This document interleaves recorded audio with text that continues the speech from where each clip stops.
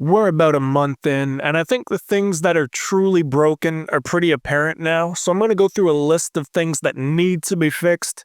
Whether they do get fixed, that's another story. They don't know what the fuck they're doing. Number one, no question. Aether Shroud Spam. Holy shit, is this getting old.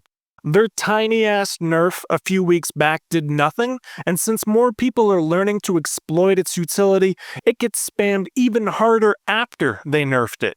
There's not one decent player on this entire game that doesn't exploit the shit out of Aether Shroud, because why wouldn't you? I exploit it too. Now, not nearly like the kill whores who keep recharging it every other round, but we all use it because it charges fast and there is no counter. You can't hit the person to knock them out of it, nothing. They just hit the I win button, so too bad for you. It really has no place in Grief. It should be either 300 kills to charge or one-time use per game, or even better, take it out. Force me and everyone else to finally run something new. Black Ops 6 Grief will never know real balance until this first domino falls. You have to address Aether Shroud Spam properly, or every player in the world will continue to abuse it because there is nothing else even worth your time in comparison. What worries me about this ever getting properly fixed is the nerf they did a few weeks back. They nerfed Healing Aura harder than Aether Shroud. What? You know what that says? Treyarch has analytics on the usage rates of stuff and saw Healing Aura at the top, so they nerfed it the most, missing the context of actually playing the game and realizing that's not the one that gets spammed to hell and back by people that know what they're doing. Until Aether Shroud is properly balanced, the rest is meaningless because this is the poorest elephant in the room. I don't even want to imagine what Black Ops 6 Grief looks like 3 months from now when all the casuals are gone and it's just people who know what they're doing. Every lobby is going to be full of John Cena's. You won't see anyone. Number 2, the dreaded Kali sticks. I was already onto this one before I even had 10 games under my belt. Then I got distracted by the drill, but we're back to take a real look at why does every single tryhard use them. Must be a reason. Here are those reasons. It's a one-shot kill until round 4. Why? Who the hell knows? My nunchucks only one shot on round 1. Why do the Kali sticks outdamage the other melee weapons?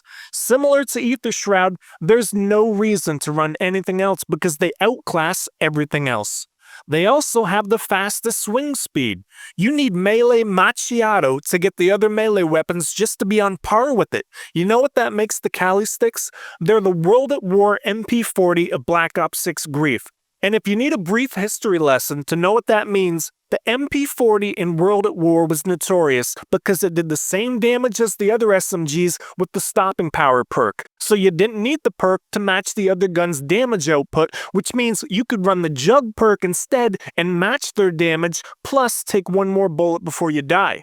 And that's the Kali sticks in Grief. They basically have melee macchiato built in, just like the MP40 had stopping power built in.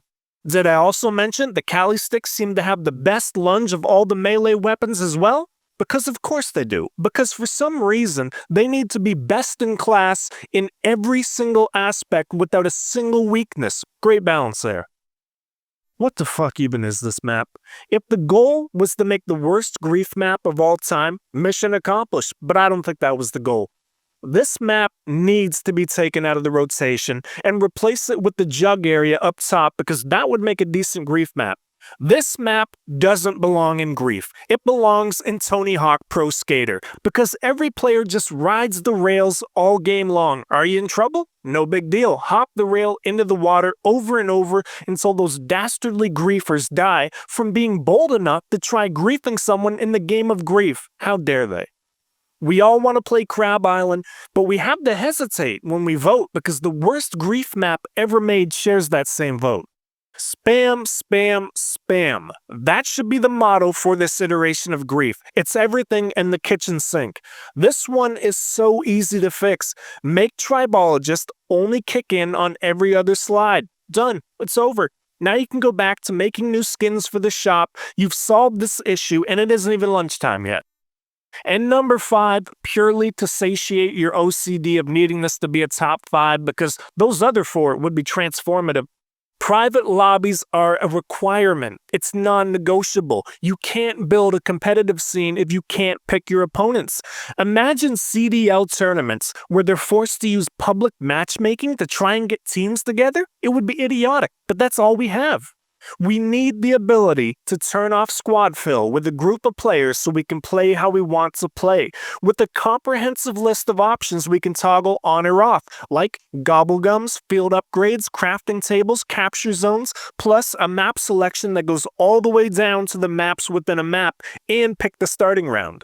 This isn't asking for the world, because every multiplayer private lobby had these options for 20 years now, 2 decades of Call of Duty, and the original Grief on Black Ops 2, which is 14 years old, had these features as well.